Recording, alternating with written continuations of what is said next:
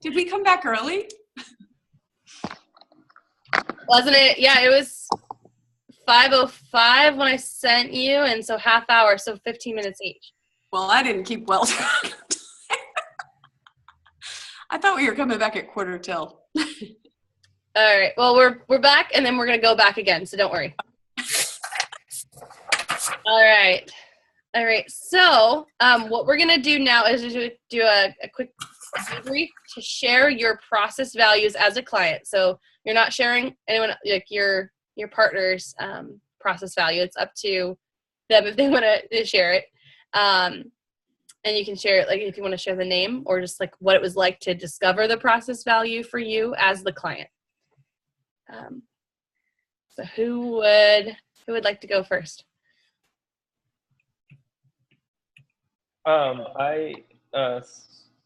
My process value, I guess, was learning new things and sharing ideas. And Nick did a really great job. I had an aha moment of just realizing, oh, what I really want to do is write and share ideas and do that in a more formal way than I've done it in the past. So that was really helpful. Yeah, it's kind of hard not to talk about values and then like have an aha moment and be like, oh, I want to do this now, right? Yeah, totally. It's crazy. What about for you, Nick?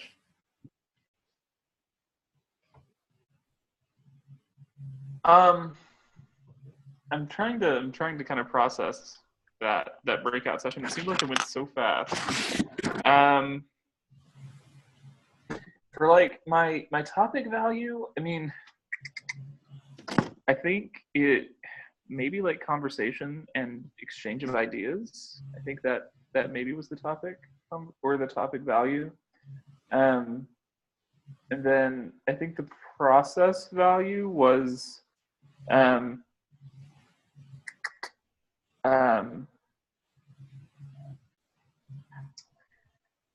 I think finding ways to talk to people, especially students I'm working with, about the other things I value, especially when it comes to things like education and what they can get out of education. Yeah, I'm still mentally processing the conversation though. Yeah, totally fine. I know it gets really deep, and that was not as much time because we probably could have gone an hour each just exploring values. What about for you, Paul? I allowed Nalima to coach me all the way, which was great because it needs that much time, and I need that much coaching. And she did a wonderful job. I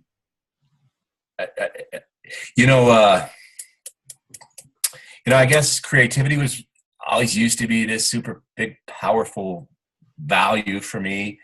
And as I've become a counselor and moved in this class itself, that new value, which is so connected to that of empathy, is certainly a great thing to hold on to. It's almost a process value in itself because it's so, but I think I deepened it because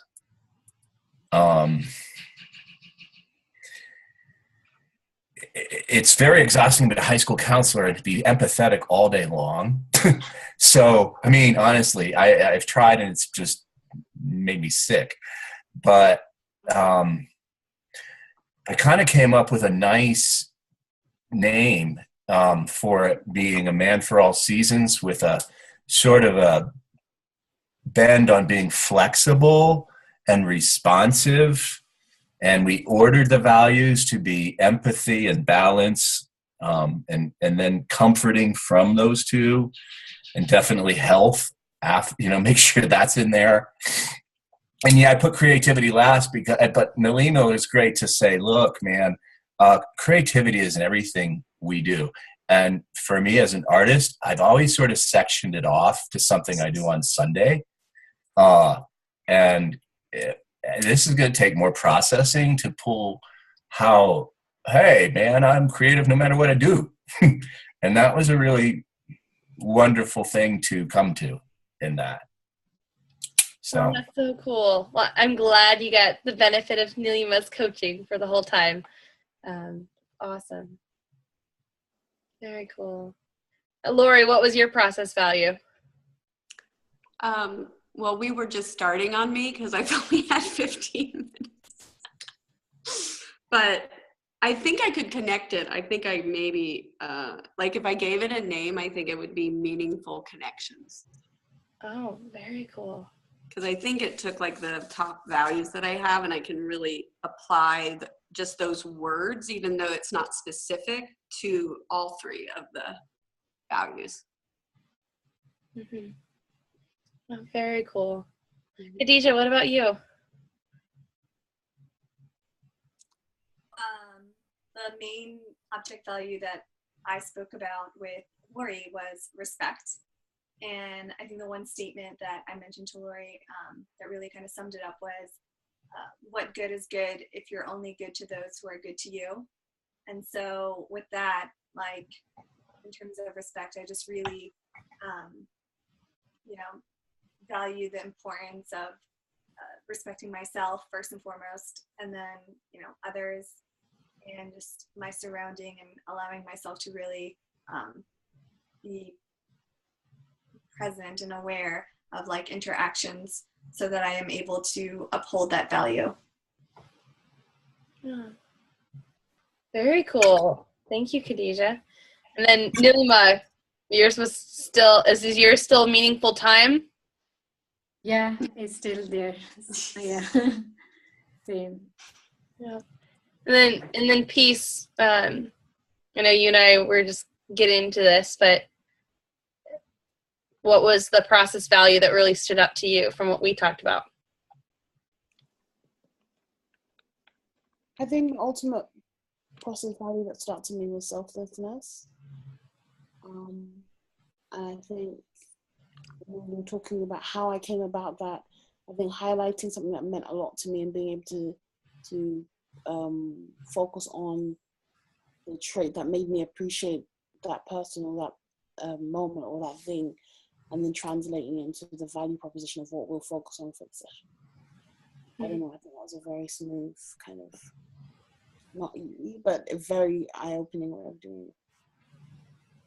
Oh, awesome. All right. Well, I'm going to go ahead and pause the recording here. Meeting. All right. It went really fast again. It's like, boom. But good. Awesome.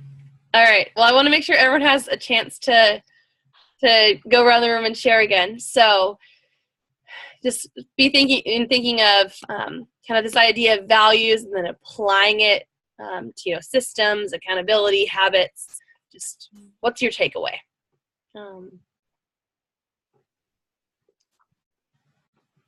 Or just even if you didn't get to that, you can just say just what your takeaway overall from tonight was. I can start. Thanks, Nick. I think my takeaway is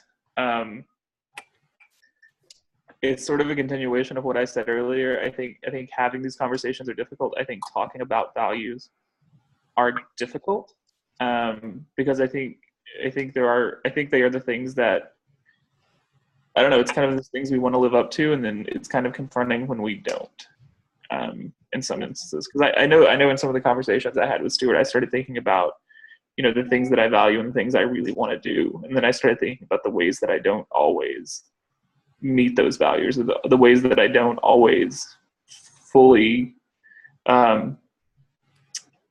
honor the values as much as I would like either. And so, I don't know, that was a really good takeaway, because values aren't really something I talk to students a lot about. Like, I don't really talk about it comes up in the course of conversations, but I never normally ask, hey, what do you value? Or, what are some values you hold? And so I think it's made me a little more curious to ask that as well. Mm-hmm. Very cool. Yeah, because it can affect how they make decisions, or how they, just like how someone's perspective affects how they see something, it can affect their decisions. Absolutely. Yeah. Thanks, Nick. What about for you, Stuart?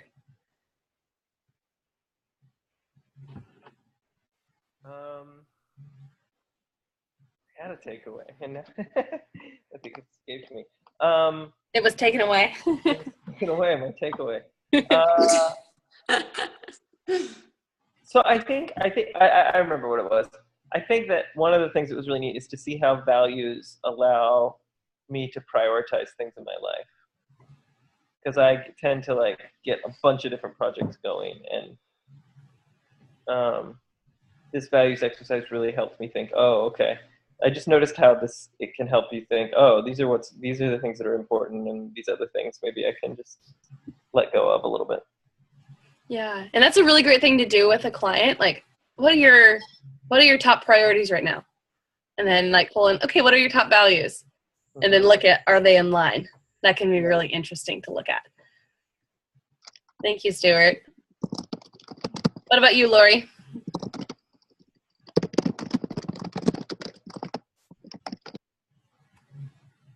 Oh, I'll unmute you, sorry. Oh, am I? I didn't know I was. You missed it, sorry. I thought it was a great exercise. And I'm not sure if I value the things I'm doing or I'm doing them because I value them. But it's, we didn't have a lot of action steps because like on all I had like 4 that I identified, and I mean, they're regular parts of my life. And so I think that makes me feel kind of good. It was funny because the one thing that I realized after the practice one before was in the past, my kids would have been like top on the list with this when they were young, but now that they're in college, it's like they weren't even on the list. But they fall under meaningful relationships because that's what I think is, I discovered that. I think shows that I'm transitioning.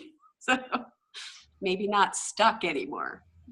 But yeah, that was just delightful. We had a great conversation. It was really a blessing. Awesome. Thank you, Lori. All right. What about you, Khadijah?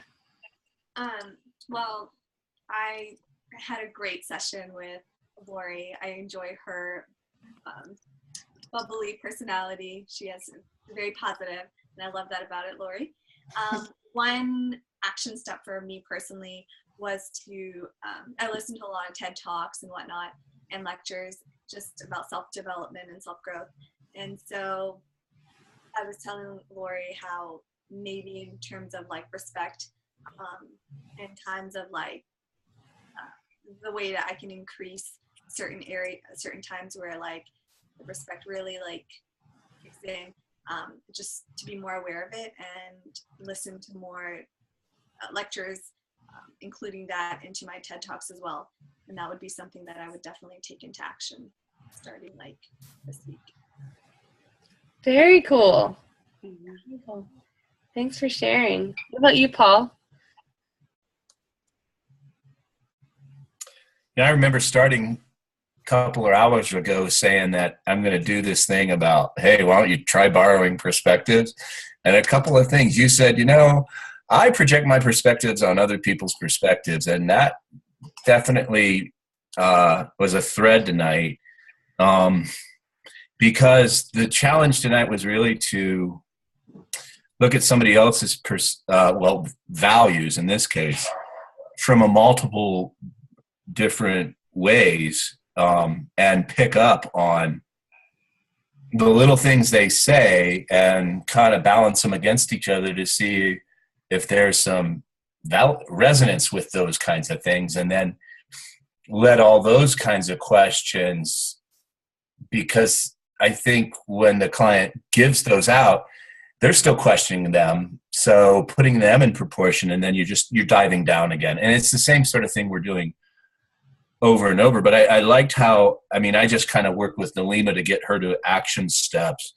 And that I think maybe as a coach too, just with my practice client, we're at that point where the rubber's hitting the road. I need to challenge you on this, and so it takes it from a real heartfelt thing and maybe a sensitive thing. And maybe you do this later in your client experiences where you have that trusted talk values, or maybe not, but yeah, getting into action steps, I think can be really exciting too, because it starts to move people in a new way to realize what they really want. Yeah. And if there's a discrepancy between you're saying that this is really important to you, but you're not doing it too, there's a great opportunity for direct communication or challenge, like, okay, so you're saying it's really important, but why aren't you living it out? And yeah, it's a great time to do that. Well, it looks like we lost Peace before she got to say anything. But I got to enjoy working with her. And I didn't have any technical problems after Peace showed up. So let's just, she brought Peace to the windstorm over here. So thank you, Peace, for when you listen back to this. So next week we're looking at really looking at designing the future. So it's a really cool session to look forward to. So I know that'll be great to get into, and hopefully I won't have any technical issues. I apologize again for having 3 of me and having all that, but I appreciate you guys' good humor and really value our Wednesday nights together and all of you. And I hope that you guys have a great rest of your week. Oh, you had a question? I wanted to share something quickly about my takeaway. Oh, I can't believe I forgot you. No, that's okay. I don't mind it. I don't mind at all. It's just today it was so funny that I wanted to share with you all. Like, okay, today's takeaway was body language. And because the reason I'm saying is because with, when Paul was coaching me, I was telling him about being confident as a big word for me these days. And then when he asked about, confident, I said the more success I see, the more confident I become. And then when it came to health, he noticed that, I wasn't, he noticed my body language and he said, you are not confident. And that is true because I haven't seen any success, small or, even a tiny bit of success when it comes to health, exercise and eating healthy.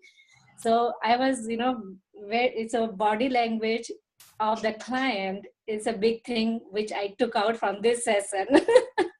Oh, that's not cool. Yeah, not just active listening, but active seeing might help solve a lot of things. So yeah, thanks, Paul, for seeing my body language and telling me you're not that confident in this part. What's happening? So, and then I was so cool. So I just wanted to share because I thought this was funny but important message. Yeah, and that's actually an advanced coaching skill to be able to look at someone's body language and ask questions about it, and even tones of voice, or how they get quieter or louder or exactly. So he could find my weak spot and come on that. And also we got the action plan. So my action plan or value for this week is avocado value. So I'm gonna eat 1 avocado for this week, rest of the week. Awesome. Well, I can't wait to hear about it, Nilima. Thank you so much for sharing. Sorry. No problem. Okay, I bye-bye. forgot about you, but I didn't really forget about you, I promise. Oh, no. I just wanted to share this funny thing, it's not like I meant you forgot about this, I'm glad you said something. That's such a great note to end on. Thank you for sharing. I hope you guys all have a wonderful week. You too. Bye-bye. And then, Paul, I will give you a call in a couple minutes, okay? All right. Take care, guys. Bye. Bye.